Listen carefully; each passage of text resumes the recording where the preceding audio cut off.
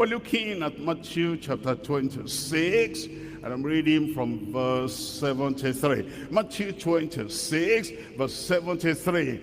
And after a while came unto him, this Peter, they that stood by, and said to Peter, surely thou also art one of them, for thy speech bewrays thee. Look at verse 74. And in verse 74, then began he to curse and to swear.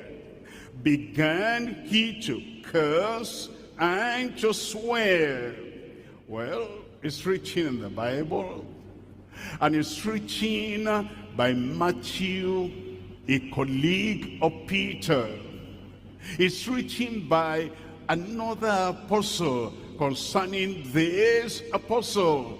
And so it's not, and his name is mentioned.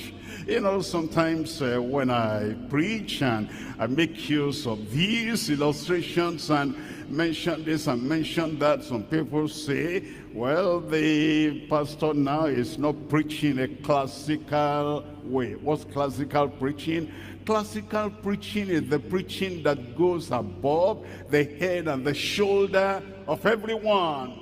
No application to anyone. But here, this is Holy Ghost directed, inspired writing. And we're told about Peter that he began to curse, saying, I know not the man. And immediately the cock crowed. Look at verse 75. In verse 75, and Peter remembered the word of Jesus, which saith unto him, before the cock crow, thou shalt deny me thrice.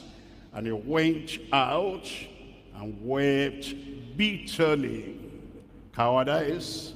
Now, when you have done something wrong, and you have said, I know not the man. In the case of Peter, he remembered the words of Jesus.